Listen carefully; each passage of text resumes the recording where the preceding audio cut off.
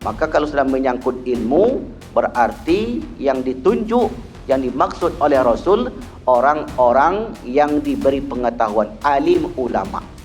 Maka alim ulama itu Bapak Ibu, orang yang salah satu dari 3 orang yang akan pertama-tama dicampakkan ke neraka. Kalau ilmunya salah, 3 yang pertama-tama dicampakkan ke neraka itu adalah Assalamualaikum warahmatullahi wabarakatuh. Alhamdulillahirabbil alamin. Khalaqal mauta wal hayata liyabluwakum ayyukum ahsanu amala. Alhamdulillahilladzi ahyana ba'dama amatana wa ilaihin nusyur. Asyhadu an la ilaha illallah wahdahu la syarikalah wa asyhadu anna Muhammadan abduhu wa rasuluhu la nabiyya ba'dah. Allahumma salli wa sallim ala habibina wa sayyidina Muhammadin sallallahu alaihi wasallam. Kaum muslimin, Bapak Ibu hadirin hadirat yang dimuliakan Allah. Pagi ini kembali kita melanjutkan wirid kajian keilmuan yang membahas seputar perjalanan kehidupan manusia setelah meninggalkan kehidupan dunia. Alhamdulillah, di pagi ini hadir di tengah-tengah kita Bapak Wakil Wali Kota Pekanbaru, Bapak Haji Makrius Anwar, dan juga Bapak Dr. Haji Ahmad MSI, anggota DPR RI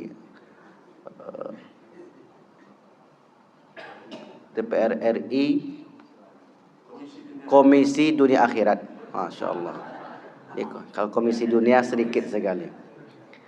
Alhamdulillah, mudah-mudahan diberi kesehatan dan kekuatan dalam menjalankan amanah ini. Amin ya rabbal alamin. Kepada Bapak Ibu hadirin hadirat yang tak dapat kami sebutkan satu persatu, mudah-mudahan kehadiran kita di pagi ini hendaknya menambah kedekatan kepada Allah Subhanahu wa taala.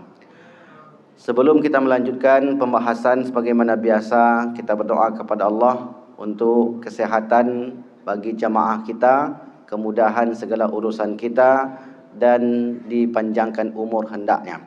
A'udzubillahi minasyaitonirrajim. Bismillahirrahmanirrahim. Alhamdulillahirabbil alamin. Assalatu wassalamu ala asyrafil anbiya'i wal mursalin wa ala alihi wa ashabihi rasulillahi ajmain. Allahumma anzil sakinata wal barakata was salamata wal afiyata was sihhata ala hazihil jamaah, jamaati Masjid Nurul Huda ya arhamar rahimin. Allahumma rfa' marda minna, Allahumma shfihim shifaan la yughadiru ba'dahu saqama ya arhamar rahimin. Allahumma sahhil umurana wa umura walidayna wa umura biladina khususan Riau ya arhamar rahimin. Rabbana atina fid dunya hasanah wa fil akhirati hasanah wa qina adzabannar. Alhamdulillahirabbil alamin. Kaum muslimin, Bapak Ibu yang dimuliakan Allah Subhanahu wa taala. Pembahasan kita terhenti pada al-yaumu al-akhir, hari akhirat.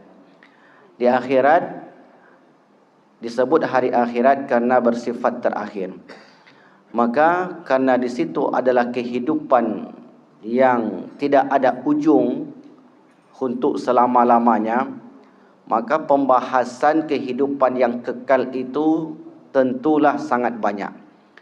Kalau membahas dunia saja yang kisaran umur kita 60 sampai 70 tahun saja, begitu banyak pembahasan, begitu banyak buku-buku yang lahir. Lantas bagaimana dengan kehidupan yang bersifat kekal untuk selama-lamanya? Maka oleh karena itu Al-Quranul Karim dan hadis Nabi Muhammad SAW begitu banyak menjelaskan tentang kehidupan akhirat. Cobalah diperhatikan ayat Al-Quran. Banyak sekali. Bahkan nama-nama hari akhirat saja disebutkan oleh Imam Ibn Katsir mencapai 83 sebutan. Itu untuk menunjukkan yaumul akhir.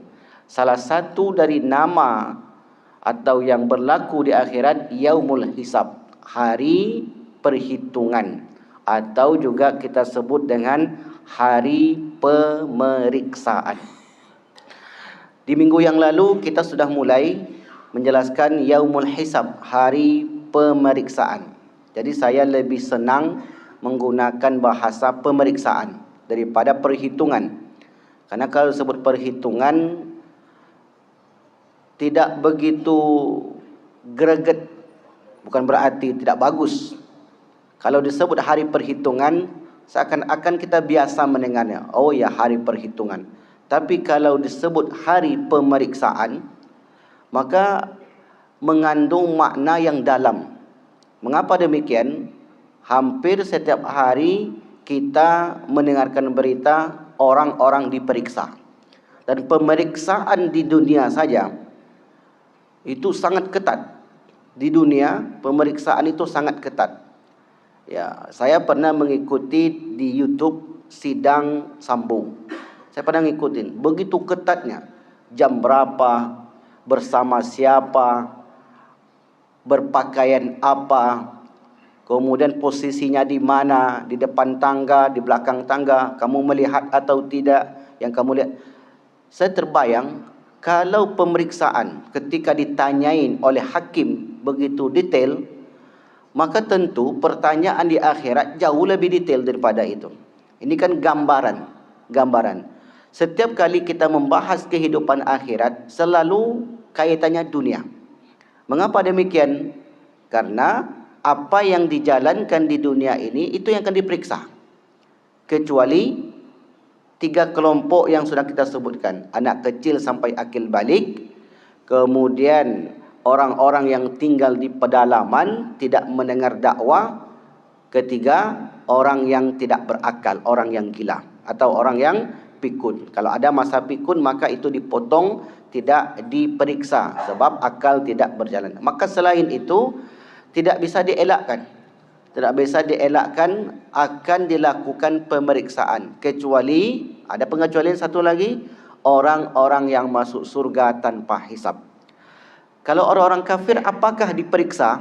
Ada ulama yang mengatakan tidak diperiksa. Mengapa mereka tidak diperiksa? Karena orang yang diperiksa itu tujuannya untuk menentukan kedudukan surga. Apakah dia mendapatkan surga Firdaus, Jannatul Firdausil A'la, surga yang paling tinggi, atau surga ma'wah. Jadi surga itu bertingkat-tingkat. Surga bertingkat-tingkat itu disebut dengan darajat. Di Al-Quran ataupun hadis membahasakan tingkatan ke atas disebut darajat. Kalau tingkatan ke bawah, seperti anak tangga kita turun ke bawah, itu kan bertingkat-tingkat juga. Maka Allah gunakan kata darokat, dimirip-mirip. Satu daroja menjadi darajat, yang satu daroka menjadi darokat, tingkatan-tingkatan. Maka tingkatan neraka yang paling bawah, neraka Jahannam. Nah, tempat-tempat yang Allah sudah siapkan itu sesuai dengan amal kebaikan ataupun dosa yang diperbuat manusia di dunia. Maka disitulah pentingnya untuk diberlakukan Yaumul Hisab, hari pemeriksaan. Sementara orang-orang kafir, Al-Quran mengatakan wasiqal ladzina kafaru ila jahannama zumara. Maka orang-orang kafir digiring menuju neraka Jahannam berkelompok-kelompok. Sementara orang Islam tidak disebut Jannatul Firdaus, disebut jannah saja. Wasiqal ladzina taqau ila jannati zumara. Itu Allah ceritakan di Quran surah Az-Zumar. Surat ayat yang ke-70, 71 sampai ke-73. Ketika Allah sebutkan, kami giringlah orang-orang beriman itu menuju surga. Tak disebutkan surganya surga apa. Tapi ketika disebut orang kafir, wasiqal ladzina kafaru ila ada kata Jahannam di situ. Maka di sinilah para ulama menjelaskan orang kafir tak perlu dihitung. Karena yang dihitung itu adalah orang-orang yang beramal dan amalnya sebagai penentu surga mana yang akan dia tempati kelak. Maka oleh karena itu Bapak Ibu yang dimuliakan Allah, di minggu yang lalu kita sudah jelaskan perkara-perkara yang akan dihisab. Perkara-perkara yang akan diperiksa. Yang pertama, yang sudah kita jelaskan, tanggungjawab kepada keluarga. Ada satu hadis yang terlewatkan minggu lalu. Nanti di akhirat, ada orang ketika diperiksa, maka kemudian tiba-tiba berjalannya tidak lurus. Dia tidak bungkuk, tetapi bahunya miring sebelah. Pernah dengar? Di akhirat nanti ada orang berjalan. Orang berjalan, yauma yaqumun nasu lirabbil alamin. Ketika itu manusia berdiri menghadap Allah, berjalan. Nah, orang ini setelah diperiksa ternyata jalannya miring. Bahunya tak lurus. Kira-kira kenapa? Maka sebutkanlah dalam riwayat itu, man azlama ahlahu, siapa yang menzalimi keluarganya, kana haqqan 'alallahi ay yukhfida kahilahu yaumal qiyamah, maka Allah akan miringkan bahunya pada hari kiamat. Jadi siapa yang berbuat zalim kepada keluarganya, tidak adil, maka kelak Allah akan buat bahunya miring sebelah. Dijelaskan oleh para ulama, maksudnya zalim ini apa? Tidak adil ini apa? Apakah karena kepada anak atau ada makna lain? Maka kata para ulama, hadis ini lebih kepada orang-orang yang memiliki istri lebih pada satu. Berarti insyaAllah kalau bapak-bapak ni selamat insyaAllah. Tapi kau nampak nanti ada yang miring jalannya bu ibu. Tapi jangan suuzon, karena hadis itu bukan di dunia. Nanti nampak di luar ada orang laki-laki miring bapak. Ni agak nampak, ni enggak hadil ni. Atau misalnya, jadi di situ dijelaskan orang yang tidak adil kepada istrinya.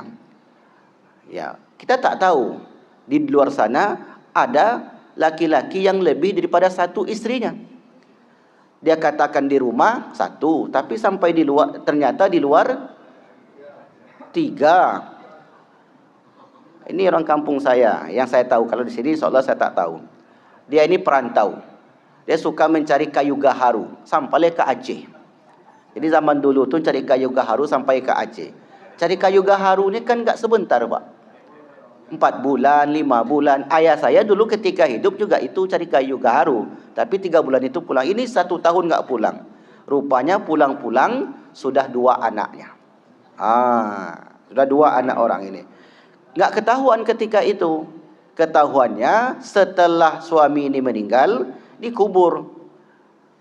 Di pekuburan itu sang istri menangis. Istri yang tertulis tadi secara kenegaraan. Di samping ibu ini menangis pula satu ibu yang lainnya. Tak tahu alasan kenapa. Rupanya satu lagi dulu pernah ke Palembang cari kayu gaharu juga. Ketika mendengar kabar suaminya meninggal, datang pula. 2 lah yang menangis di samping ibu yang menangis tadi. Begitu sadar ibu ini tanyanya, ibu siapa, kenapa nangis? Cerita punya cerita, terbongkarlah rahasia di situ. Tak jadi menangis. Yang ada bertengkar di situ. Jadi ternyata tidak membawa kebaikan. Tidak membawa kebaikan. Kata Allah Subhanahu Wa Taala, walau harastum, sepandai apapun kalian berbuat adil, tidak akan bisa adil. Maka oleh karenanya, kalau ada di antara laki-laki yang memiliki lebih daripada satu istri, maka kelak mereka akan bangkit dalam keadaan bahunya miring sebelah. Karena tidak adil. Oleh karena itu, beruntunglah ibu-ibu yang punya suami, istrinya satu saja. Sebab kelak mereka akan dikumpulkan bersama istrinya tersebut. Kecuali kalau sudah pernah menikah, kemudian pisah lagi, itu lain cerita. Karena itu tidak termasuk ke dalam hadis yang kita ceritakan tadi. Jadi di sini pentingnya tanggung jawab kepada keluarga. Mungkin saja di dunia orang itu pandai menyembunyikan, tetapi di akhirat yauma idzin tu'raduna la takhfa minkum khafiyah. Maka pada hari itu tidak ada satu pun yang tersembunyi. Terkadang kan laki-laki beralasan, kan boleh Ustaz. Iya boleh. Tetapi boleh setiap perbuatan yang dilakukan di dunia pasti ada konsekuensi di akhirat. Miringlah bahunya. Nah, miring bahu ini apakah nanti akan masuk neraka? Belum tentu. Tapi yang jelas di sana sudah mendapatkan salah satu kesulitan akhirat. Ini di satu bagian saja. Yang kedua yang sudah kita jelaskan yaitu tentang 4 perkara. La tazulu qadama abdin, tak akan bergeser kaki seorang hamba hatta yus'ala an arba'in, sehingga ditanyai orang itu 4 perkara. Apa maksudnya tidak bergeser ini? Apa pentingnya Ustaz kalau kaki kita bergeser? Tidak bergeser maksudnya tidak diperbolehkan untuk melanjutkan perjalanan. Sementara di padang mahsyar keadaan kala itu sangat-sangat sulit. Tadanus samsu ilal ardi, matahari mendekat ke bumi. Artinya mendekat di sini manusia ada yang berkeringat sampai ke betisnya, sampai ke pinggangnya, sampai ke dadanya. Ini menunjukkan sesuai kesulitan yang dihadapi setiap orang ketika itu. Dan setiap orang tidak sempat memikirkan orang lain. Karena setiap manusia memikirkan diri masing-masing. Jadi orang ini tidak dibolehkan oleh malaikat, la tazulu qadama abdin hatta yus'ala an arba'in. Tidak diperkenankan, tidak bergeser kaki seorang hamba sampai ditanya yaumal qiyamati, pada hari kiamat, tentang 4 perkara. Yang sudah kita jelaskan, yang pertama an umrihi, umur yang diberikan, kemana ia habiskan. Yang kedua an ilmihi, ini yang terakhir yang kita jelaskan, ilmunya. Maka kalau sudah menyangkut ilmu, berarti yang ditunjuk, yang dimaksud oleh Rasul, orang-orang yang diberi pengetahuan, alim ulama. Maka alim ulama itu Bapak Ibu, orang yang salah satu dari 3 orang yang akan pertama-tama dicampakkan ke neraka. Kalau ilmunya salah, 3 yang pertama-tama dicampakkan ke neraka itu adalah alim ulama, pejuang, dan orang yang berinfak, bersedekah bukan karena Allah. Ini 3 perkara. Yang pertama-tama orang yang berilmu tadi. Kenapa engkau baca Al-Quran? Aku baca Quran ini ya Allah untuk menghidupkan syiarmu. Kata Allah, kadzabta, tidak. Kau dusta. Kau baca Al-Quran ini tujuannya supaya engkau dipuji-puji dan disanjung-sanjung. Waqad qila. Dan dulu di dunia kau sudah peroleh itu. Sudah kau dapatkan. Orang-orang memujimu, menyanjungmu. Banyak orang datang, ramai orang menengokmu. Maka kemudian di sini dicampakkan, dilemparkanlah orang ini oleh Allah ke dalam neraka. Campakkan dia ke dalam neraka. Ilmumu engkau gunakan untuk apa? Apakah menghalalkan yang halal, mengharapkan yang haram, atau sebaliknya? Menghalalkan yang haram, mengharamkan yang halal. Maka tentu ini dia sendiri yang akan bisa memberi jawaban ketika itu. Nah, apakah orang itu bisa mengelak, bisa berdalih ketika itu? Disebutkan dalam Al-Quran surat Qaf, surat yang ke-50. Apa kata Allah Subhanahu wa taala ayat yang ke-19? Waja'at kullu nafsin ma'aha sa'ikun wa syahid. Setiap orang akan ada satu malaikat yang menggelandang sebagai penjaga ketat, dan akan ada satu saksi wa syahid, satu malaikat penggelandang, yang satu malaikat yang menjadi saksi. Maka kemudian orang ini pun tidak bisa mengelak sama sekali sebelum nanti tu'radun, sebelum ditampakkan amal-amalnya. Jadi ternyata di akhirat itu ada satu momen di mana di dalam waktu pemeriksaan itu ditampilkanlah, ini yang kamu lakukan tanggal sekian, jam sekian, di tempat ini, begini. Maka ketika itu ditampilkan, orang ini tidak bisa mengelak sama sekali. Ketika salah seorang jamaah kita cerita dengan saya begini dulu Ustaz, tampilkan begini, persislah seperti di akhirat, saya bilang. Makanya di akhirat itu ada satu nama arad, ain ra da, aradat.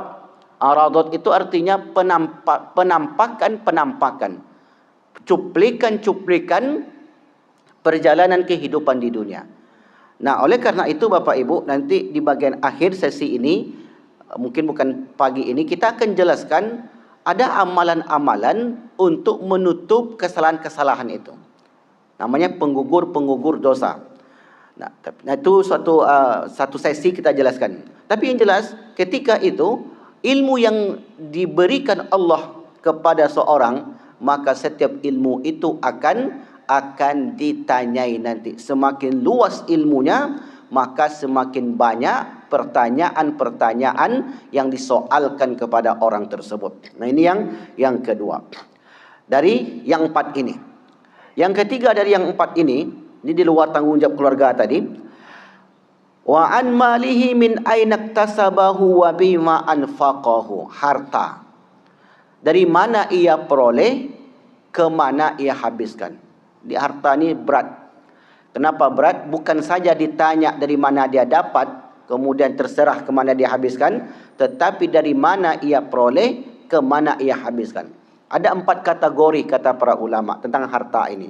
Yang pertama, didapat dengan cara yang baik, dikeluarkan dengan cara yang baik. Inilah yang benar. Dapat dari hasil gaji, diberikan kepada anak isteri. Inilah yang benar. Atau hasil usahanya digunakan untuk diberikan kepada anak isteri yang baik-baik. Maka ini yang selamat. Yang kedua, didapatkan dengan cara yang baik, dikeluarkan dengan cara yang tidak baik, maka ini pun tidak benar. Dan ini dilakukan oleh orang-orang munafik di zaman Nabi. Ketika harta itu mereka peroleh dengan jalan yang benar, tidak mencuri, tidak mengambil hak orang lain, tapi hartanya itu digunakan untuk menghalang-halangi umat Islam beribadah. Karena hartanya itu ikut berkontribusi, menghalang-halang membiayai biaya perang ketika itu. Maka setiap kontribusi yang diberikan oleh orang ini dari harta yang dia dapat dengan tujuan untuk menghalang-halangi orang Islam menghidupkan syiar-syiarnya, maka ini pun tidak selamat. Itu yang kedua. Yang pertama tadi, didapat dengan cara yang baik, dikeluarkan dengan cara yang baik, selamat. Yang kedua, didapat dengan cara yang baik, dikeluarkan dengan cara yang tidak baik, tidak selamat. Yang ketiga, didapatkan dengan cara yang tidak baik, dikeluarkan dengan cara yang baik. Selamat atau tidak? Tidak selamat. Didapat dengan cara yang tidak baik. Misalnya hasil merampok, hasil mencuri, lalu kemudian harta itu dia gunakan membangun masjid.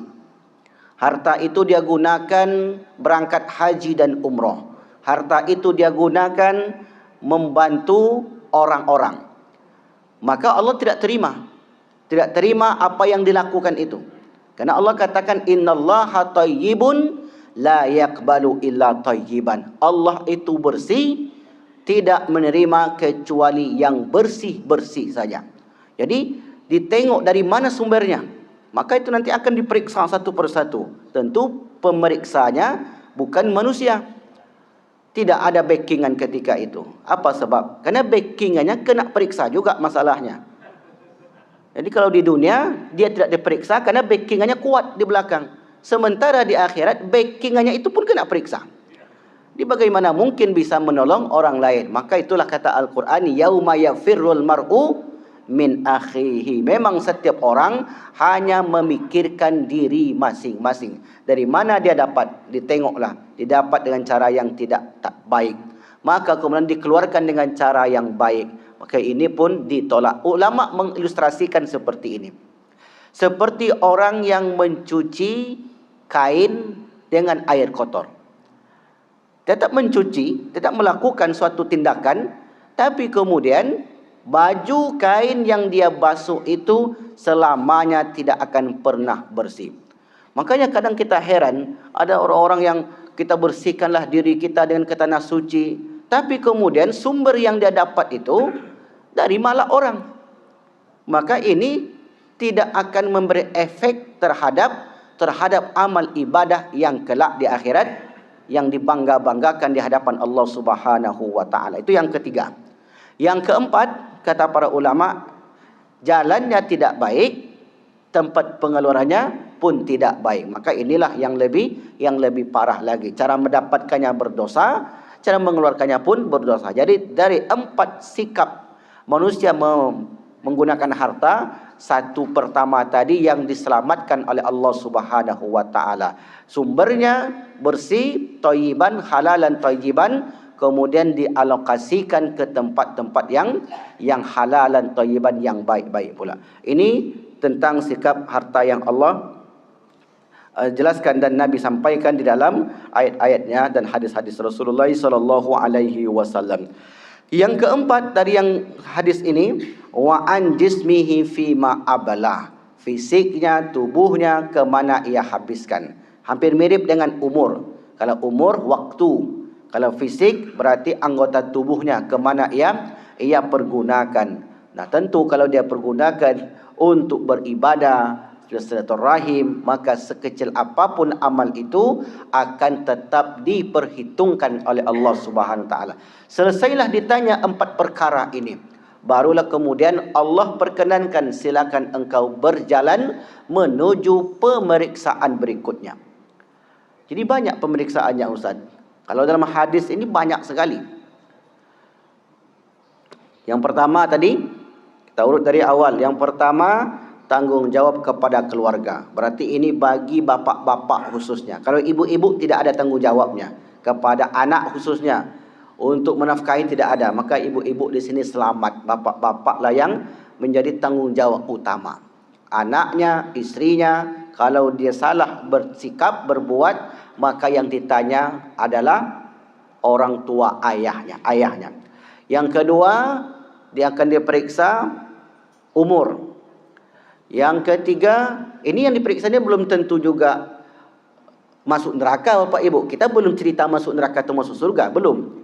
Kita bercerita pemeriksaan, apa saja yang diperiksa. Maka yang diperiksa tadi umur. Lama dia hidup, lama pemeriksaannya. Apakah lama pemeriksaannya itu akan masuk neraka? Belum tentu. Bisa jadi umurnya panjang, amalnya baik. Kata Rasulullah, itulah sebaik-baik manusia. Khairun nas, sebaik-baik manusia, man tala umruhu, umurnya panjang, wa hasuna amaluhu, amalnya baik. Umurnya sudah 70 tahun, 80 tahun, tapi senang untuk beribadah. Maka ini pun baik di sisi Allah, tapi tetap nanti akan diperiksa berapa hidup, berapa lama. Kemudian ilmu, kemudian harta, kemudian fisik tubuhnya. Itu yang kelima. Yang keenam, yang akan diperiksa pendengaran, telinga berarti. Pendengaran telinga. Kemudian penglihatan, mata dan hati. Berarti hati ini berkaitan dengan perasaan, suuzon dan sebagainya. Jadi pendengaran, penglihatan dan hati. Saya jumpa dengan salah seorang di Pekanbaru. Bapak ini umurnya hampir 90 tahun. Waktu saya berkunjung ke rumahnya saat takziah, ya, istrinya meninggal di umur 82 atau 83 lebih kurang. Kemudian ketika saya cerita dengan bapak ini, dia katakan, saya bersyukur. Dia tulis, Pak. Dia bersyukur. Saya bersyukur sudah peka. Dia pakai tulis karena telinganya itu nggak bisa mendengar lagi. Mungkin gendang telinga suaranya sudah mulai melemah. Saya bersyukur sudah peka, koma. Saya tanya, mengapa? Saya tulis di situ.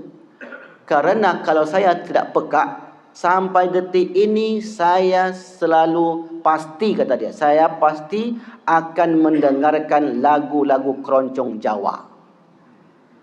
Karena bapak ini rupanya dahulu sering masuk ke RRI, pengisi suara apa namanya waktu itu, tahun-tahun 80-an, dia lagi membawakan program-program Jawa yang memutar lagu-lagu keroncong Jawa itu. Dan saya pun, kata dia, selalu menyanyi. Tapi sejak peka 20 tahun yang lalu, berarti sejak umur 60, sejak peka, saya nggak pernah lagi. Rasanya saya bersyukur sekali. Kalau saya tak peka, maka saya tetap akan akan bernyanyi lagu-lagu keroncong ini. Rupanya Bapak Ibu, tidak setiap musibah ataupun sakit yang kita derita itu buruk. Kadang bagus juga. Kaki mulai tak kuat melangkah misalnya, ada bagusnya. Tak bisa pergi jauh, bisa ke masjid aja.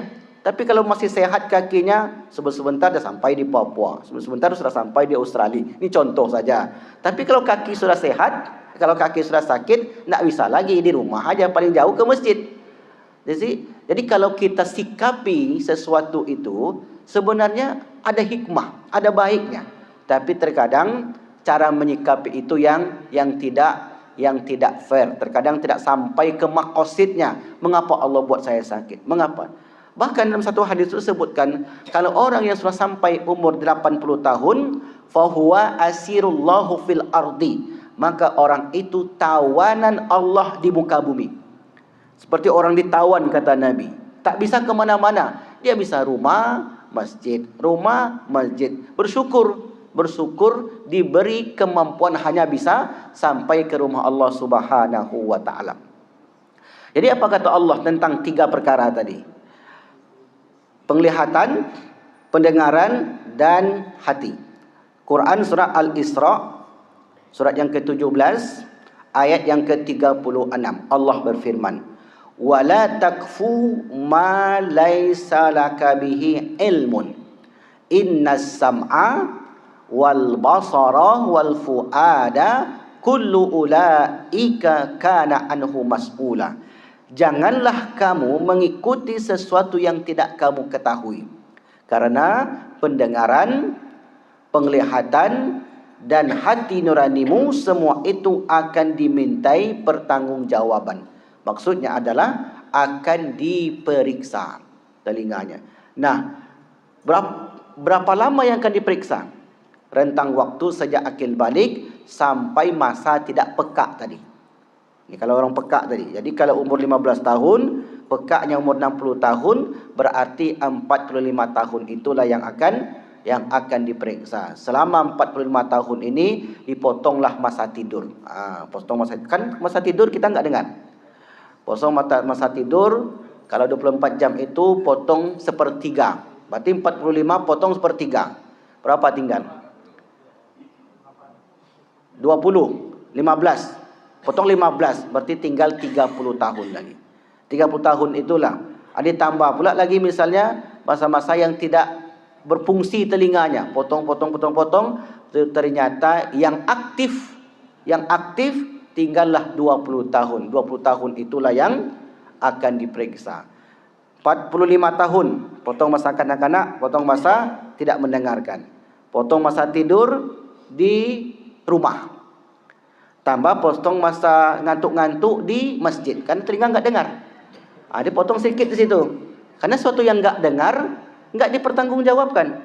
Mata juga seperti itu. Mata umur 60 tahun.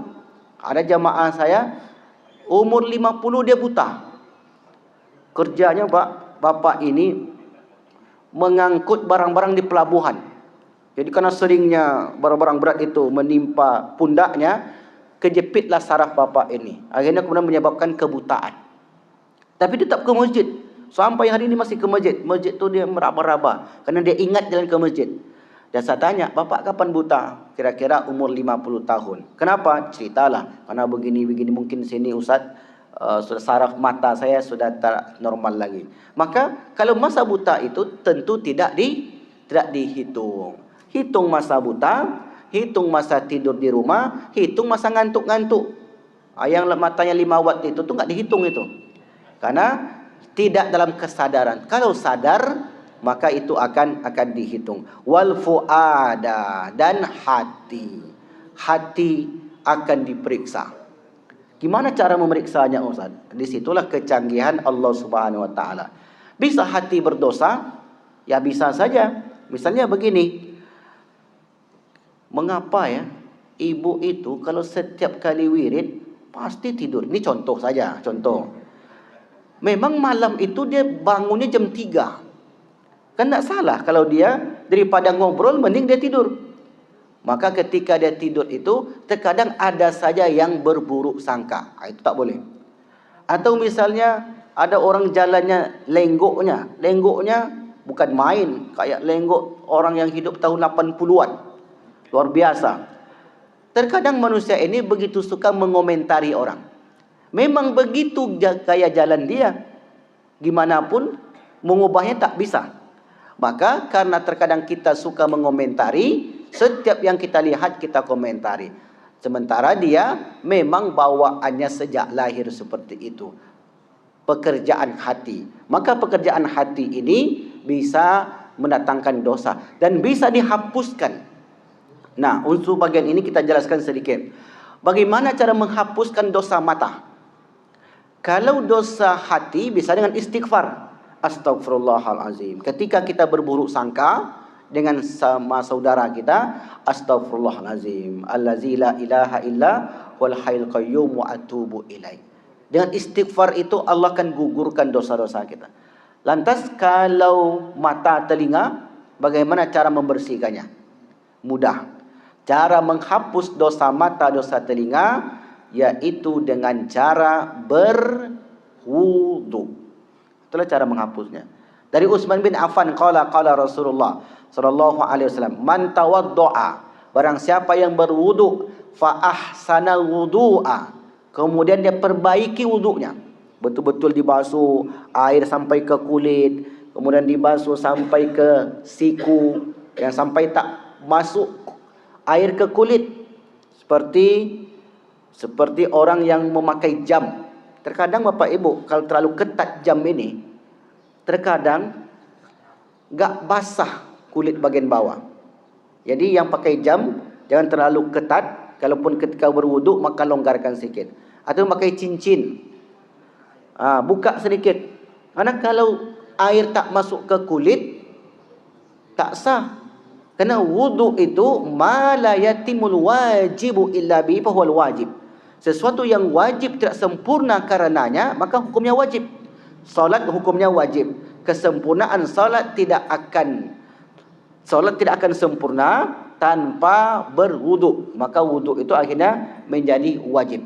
Ibu-ibu juga seperti itu, yang pakai cincin nikah yang sudah bertahun, maka saat berwudu mesti digoyang sedikit atau tanggalkan.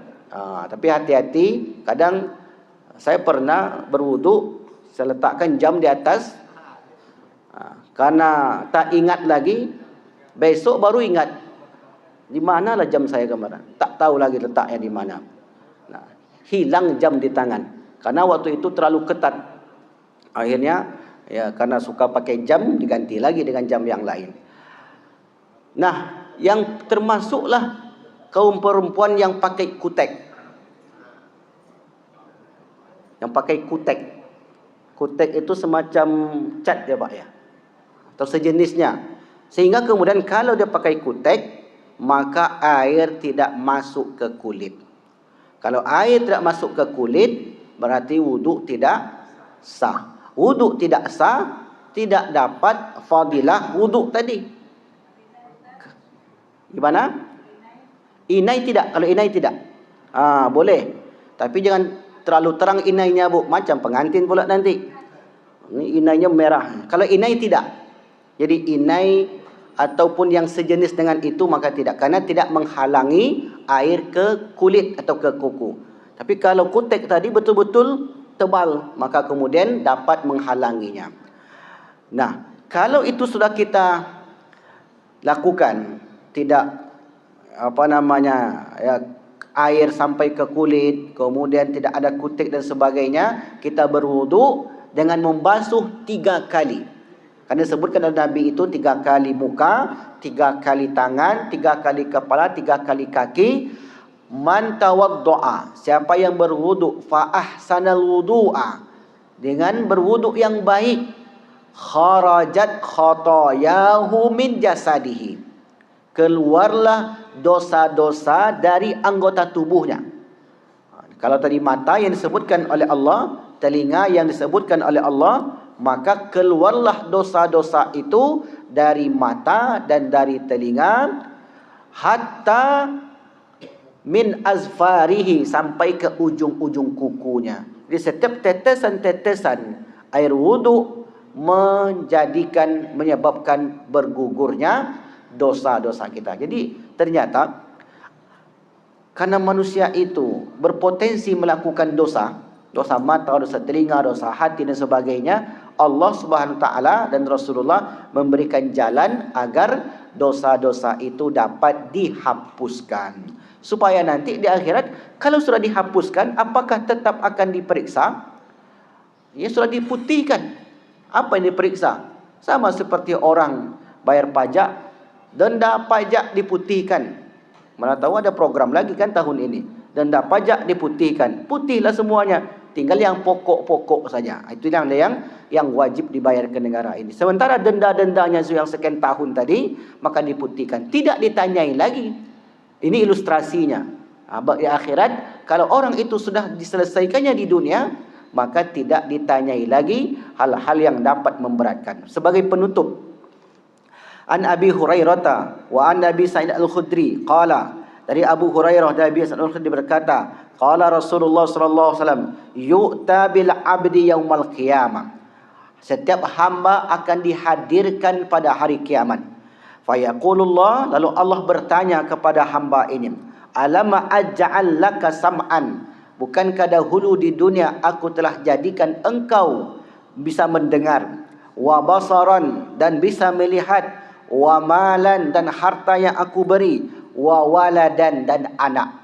Berarti ini empat-empat akan ditanyain. Wa sakhartu lakal an'am, dan aku telah tundukkan bagimu hewan ternak. Wa taraktuka tarasu, dan aku telah angkat kau jadi pemimpin. Wa tarba'u fakunta tazunnu annaka mulaki yaumal qiyamah, dan engkau mengira apakah akan bertemu denganku hari ini. Ini Allah bertanya kepada orang yang diberi nikmat tadi. Maka orang yang tidak beriman, yang tidak menjalankan amanah sebagai kepala keluarga, tidak memfungsikan anggota tubuhnya ke jalan-jalan yang benar, maka dia menjawab qala fayaqulu la. Maka dia jawab ketika itu, tidak, saya tidak meyakini bertemu dengan engkau hari ini ya Allah. Fayaqulu lahu, maka Allah katakan kepadanya, ansaka kama nasitani, aku lupakan engkau hari ini, aku tak akan ingat-ingat lagi kamu sebagaimana dahulu kamu melupakanku di dunia. Jadi efek orang yang meninggalkan perintah Allah di dunia artinya sama seperti melupakan Allah di dunia, maka kelak di akhirat orang itu akan dilupakan pula oleh Allah. Ini kan seimbang.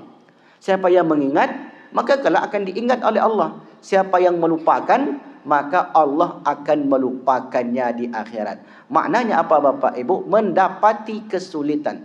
Karena kepada siapa seorang akan meminta? Tidak ada kecuali kepada Allah. Karena di antara syafaat yang paling akhir, pertolongan yang paling akhir di antara 7 syafaat, syafaat Nabi, syafaat puasa, syafaat syafaat Al-Quran, bacaan Al-Quran kita, syafaat orang yang kita sekolahkan atau ikut berkontribusi di situ sehingga dia hafal Quran. Ini syafaat orang soleh. Syafaat Hajar Aswad, syafaat malaikat, dan terakhir syafaat Allah. Jadi di akhirat tu banyak kali syafaat, bukan hanya syafaat Muhammad sallallahu alaihi wasallam saja, tetapi ada 7 macam, dan 7 macam ini ada pula nanti bagi-bagiannya. Syafaat Allah tu begini, syafaat malaikat tu.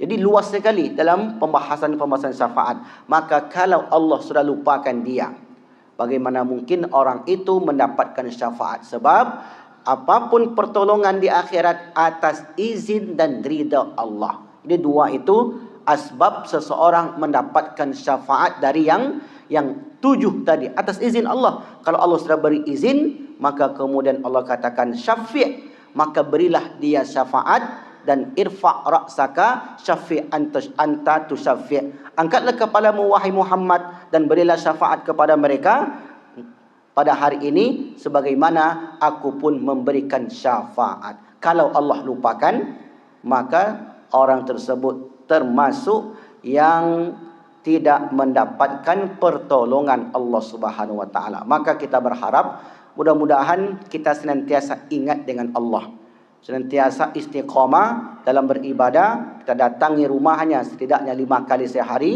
Ketika ada waktu, kita pun luangkan baca Al-Quran dan ikut wirid. Ketika ada kesempatan lagi, kita hadiri tempat-tempat yang mendekatkan diri kepada Allah Subhanahu wa taala. Amin. Amin ya rabbal alamin. Maka inilah mungkin yang dapat kami sampaikan pada pagi ini. Jika ada pertanyaan, kami persilakan. Jika tidak ada, maka kita tutup kajian ini. Pas. InsyaAllah di minggu depan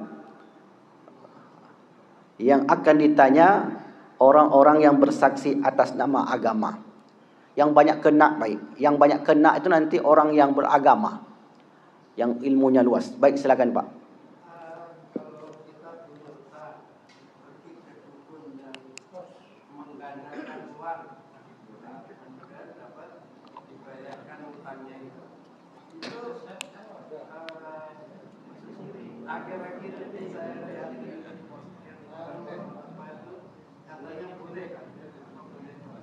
Datang ke dukun karena banyak hutang, dukun itu bisa menggandakan uang. Apakah dukun itu punya mesin uang atau tidak? Itu dulu. Karena orang yang datang ke dukun itu Bapak Ibu, atau namanya orang pintar kan? Orang yang datang ke orang pintar itu pasti orang bodoh. Nah, ada ceritanya. Namanya orang pintar. Tadi malam saya jelaskan, dukun itu sama dengan kita. Sama. Ada sedikit, maksudnya sama-sama makan nasi, sama tidur. Tiba-tiba dia lebih memiliki pengetahuan lebih dari kita. Tapi kan sama dengan dokter. Dokter beda. Kalau dokter dia sekolah, dia punya ilmu. Dukun itu nggak ada sekolahnya, bahkan pintar pula kita lagi. Tapi kemudian kenapa banyak orang datang? Ini satu contoh nih Pak, apa ya sedikit lagi. Di kampung saya, dukun ini memang pembohong. Dukun itu pembohong. Diujilah dukun ini. Pak dukun kata dia, ini pura-pura ini orang, HP saya hilang. Tolonglah dicarikan Pak dukun.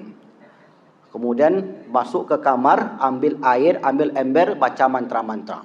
Tertitik tawar di langit, tertitik tawar di bumi. Aku menawar jadi api, aku menawar jadi racun ke dalam batang tubuh simpulan berkat.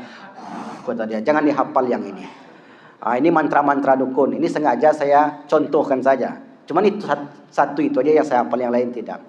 Oh, HP bapak itu dicuri orang itu.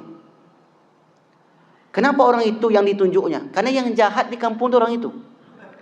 Biasanya Pak, kalau di masyarakat kita, kalau ada orang jahat, suka maling, suka merampok, nah dianggap itu terus, walaupun hari itu bukan dia pelakunya. Dukun ini, itulah sebut dia pintar tadi. Pintar membodohi orang yang datang itu. Maka ini sama sekali tidak. Satu lagi contohnya di Pekanbaru ini. Orang ini mau nyalek nih Pak Wawako. Pak Ahmad mau nyalek dia. Jadi katanya kalau mau duduk datangi dukun itu. Dia bisa membuat saya duduk. Datanglah ke dukun itu. Apa perluannya? Mau duduk di DPR RI. Mungkin Komisi 3 juga macam Pak Ahmad. Komisi 8 ya. Kemudian ambil kertas. Ambil pena. Tulis DPR RI Komisi 3. Ini contoh saja, nggak tahu komisi berapa. Kemudian ambil ember. Jauhkan ember itu 3 meter darimu. Lalu gulung itu kertas, lemparkan ke ember. Kalau masuk, bapak duduk. Itulah rayuan dukun tadi. Begitu diambil, dilempar, masuk, senanglah hatinya Pak. Masya Allah, alhamdulillah saya duduk. Alhamdulillah juga ucapannya. Padahal pulang dari dukun tadi, alhamdulillah saya duduk. Begitu pemilihan, penghitungan suara, nomor buncit namanya. Bukan duduk, terduduk yang ada. Jadi tak ada. Dukun itu tak bisa Pak. Ya. Karena bagaimana mungkin dukun bisa menggandakan. Man ata arrafan au kahana. Siapa yang mendatangi dukun, lam takbal salatu arba'ina yauman. Solatnya tak diterima 40 hari. Itulah. Oleh karena itu, mending datang ke orang yang konsultan. Jelas. Kalau konsultan jelas, hitung-hitungnya jelas. Yang penting bayar aja. Kalau dukun tadi, Itu tak ada cerita ya. Wallahu a'lam bishawab. Baik. Apalagi sampai menggandakan. Rupanya uang jamaah itu yang dibagi-bagi lagi. Baik, kita tutup dengan doa. Auzubillahi minasyaitonirrajim. Bismillahirrahmanirrahim. Alhamdulillahirabbil alamin. Shalatu wassalamu ala asyrafil anbiya'i wal mursalin wa ala alihi wa ashabihi rasulillahi ajmain. Allahumma anzil sakinata wal barakata was salamata ala hazihil jama'ati Masjidil Hudan. Allahumma khtim lana wa ajalana bi husnil khatimati was sa'ada wa la takhtim alaina bisu'il khatimati was syaqawa. Rabbana atina fid dunya hasanah wa fil akhirati hasanah wa qina adzabannar. Walhamdulillahi rabbil alamin. Subhanakallahumma bihamdika asyhadu an la ilaha illa anta astaghfiruka wa atubu ilaik. Wassalamualaikum warahmatullahi wabarakatuh.